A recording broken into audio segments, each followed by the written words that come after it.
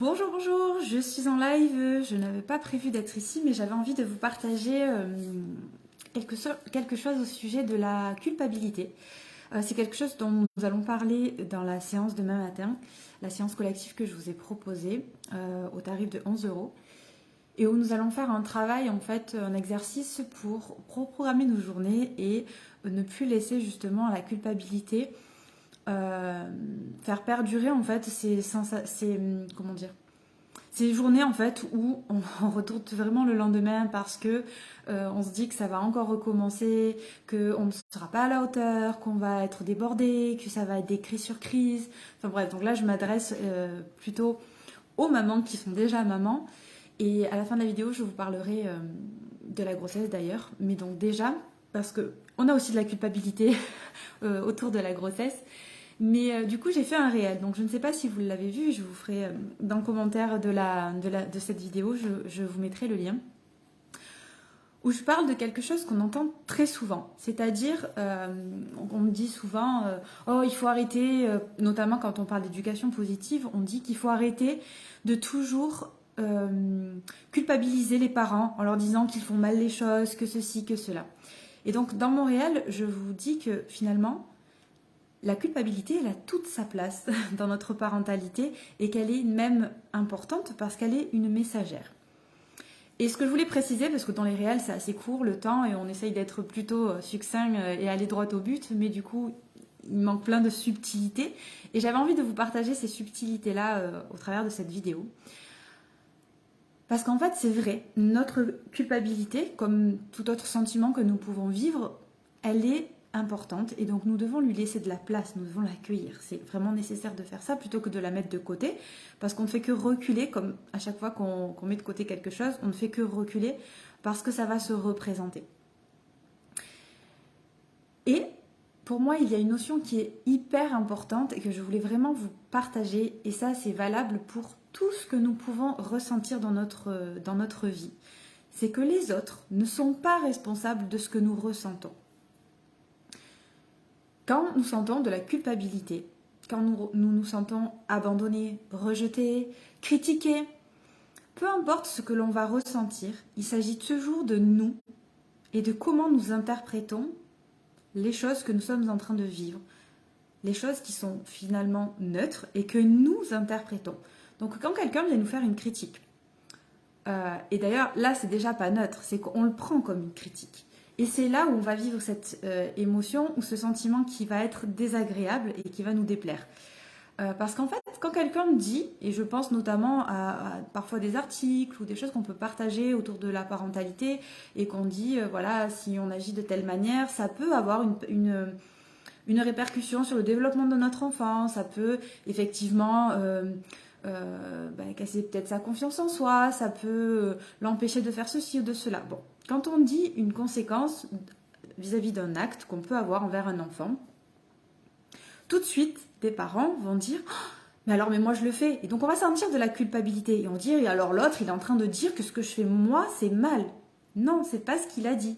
La personne est en train de dire « tel fait a telle conséquence ». On n'est pas en train de dire « toi, tu fais très mal, tu es un mauvais parent ». C'est pas ce qu'on est en train de dire.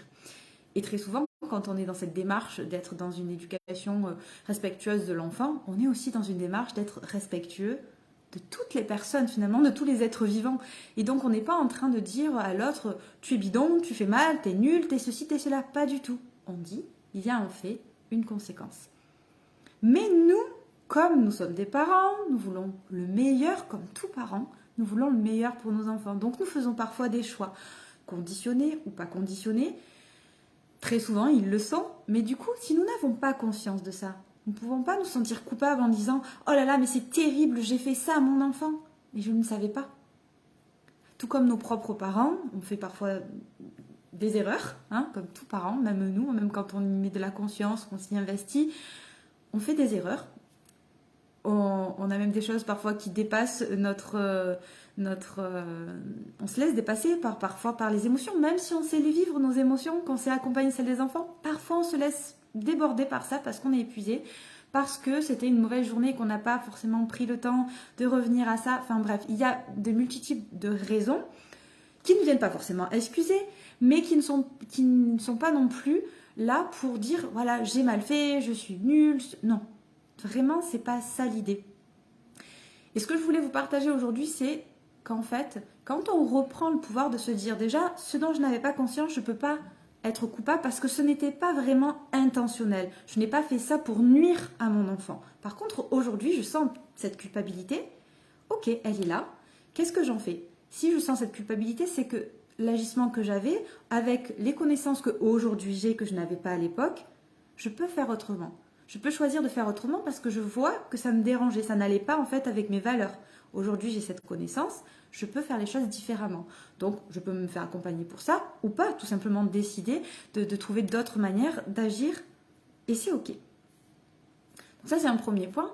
Et le deuxième, c'est de se rappeler toujours que ce ne sont pas les autres qui nous culpabilisent, ce ne sont pas les autres qui nous critiquent. Non, les personnes. Parfois, il y a même souvent, on entend aussi ça. Oui, mais ma belle-mère, elle dit ceci, ou la grand-mère, elle dit cela, l'oncle, la tante, enfin bref, peu importe, tout le monde y va de son conseil. Mais son conseil, ça parle d'elle.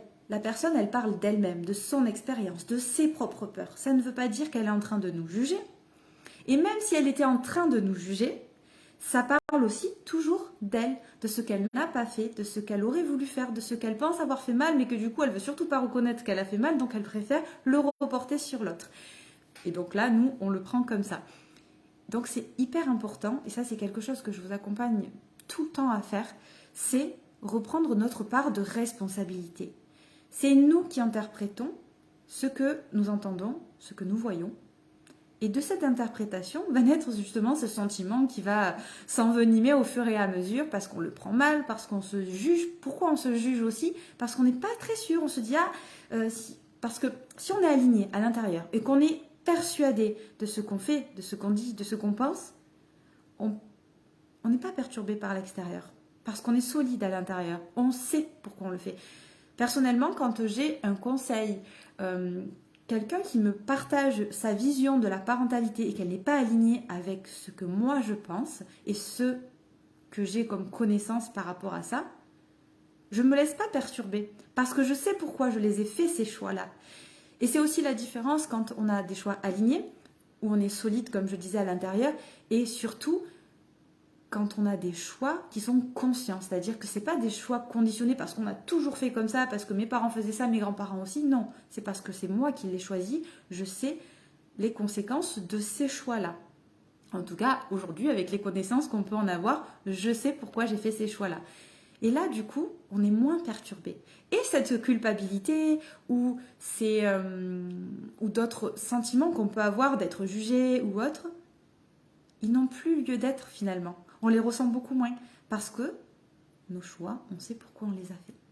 Et parfois, on fera quand même des erreurs parce que tout le monde en fait. On va observer cette culpabilité quand elle apparaît en disant « Ah oui, là c'est vrai que j'aurais peut-être pu agir autrement. » Et donc, ça nous sert comme un tremplin d'épanouissement. Et pas pour nous flageller en disant « Oh, mais je suis la pire des merdes, mais pourquoi j'ai fait ça? Mais ça va être terrible pour mon enfant. » Non, j'en profite pour faire aussi passer à mon enfant le message que tout le monde fait des erreurs, on peut se tromper et que c'est sain de pouvoir venir le réparer. Donc on peut aller s'excuser auprès de notre enfant, lui dire voilà, je me suis sentie comme ça, il s'est passé ça à l'intérieur de moi, c'était compliqué, mais la prochaine fois, j'essaierai peut-être de faire autrement. Ou j'aurais aimé te dire ça de telle manière plutôt que de celle-ci. Voilà, tout simplement discuter et entrer en relation avec notre enfant, avec notre conjoint aussi, parce que c'est quelque chose qui peut être problématique aussi de se positionner vis-à-vis de notre conjoint ou du coparent, parce que des fois, on n'est pas en accord et on va réagir ou surréagir.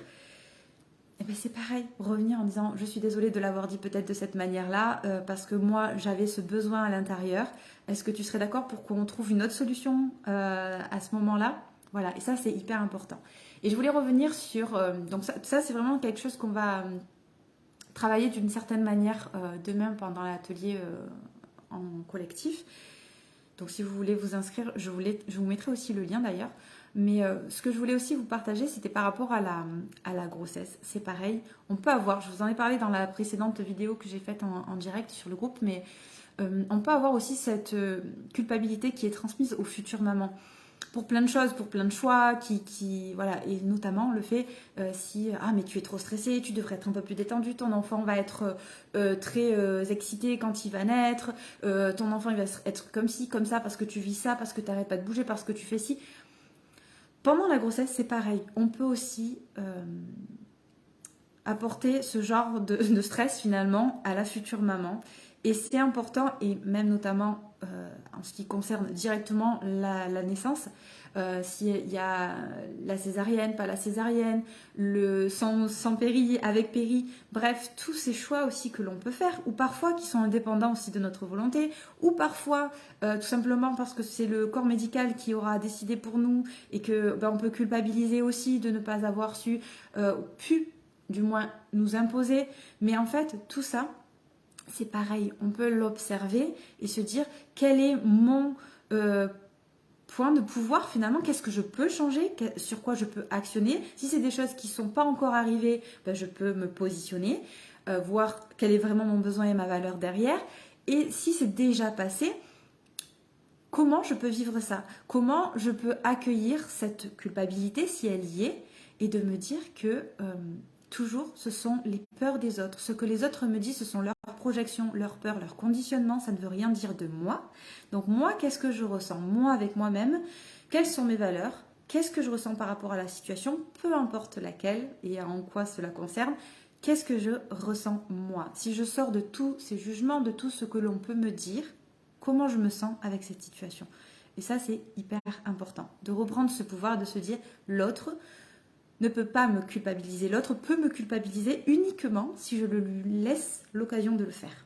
Et si je ne lui laisse pas cette occasion, il ne peut pas me culpabiliser. Donc, l'important est de reprendre ce pouvoir-là. Et ça fait partie de la confiance, l'estime, je disais, cette conscience des choix que nous faisons, de notre valeur et de notre intelligence émotionnelle. Comment je transmets les choses, comment je me positionne. Très souvent, on peut le voir, les personnes qui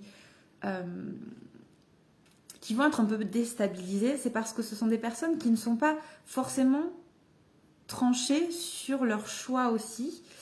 Et donc les personnes sentent la faille et vont venir s'immiscer pour dire « Ah mais tu sais, tu devrais faire ceci, tu devrais faire cela ». Moi je sais qu'il y a des personnes qui ont dit voilà, donc ok, merci pour ton conseil, mais je sais en fait ce que j'ai choisi, c'est pas ça. Voilà, tout simplement. Et de fait aussi de cette position-là, ça laisse moins les personnes s'immiscer. Parce qu'elles sentent qu'il n'y a pas de faille, il n'y a pas de... Je ne suis pas en train de te demander un conseil, je ne suis pas en train de... Voilà, je gère, donc il n'y a aucun souci. Et après, du coup, dans cette position-là, on peut aussi observer les personnes, les paroles, ce qu'elles disent, comme des paroles, tout simplement qu'elles sont. Et sans y mettre cette interprétation-là. Voilà, j'espère que ces quelques notions et... complément de mon réel vous aidera. En tout cas, posez-moi des questions si vous le souhaitez, soit dans le chat, soit là sur le groupe en dessous de la vidéo, ou vous faites un post, peu importe, mais n'hésitez pas à venir me parler, me questionner, me présenter aussi peut-être vos difficultés, vos questionnements. Je sais que très souvent, dans mes partages, sur la page notamment ou en story, je peux dire les choses de manière assez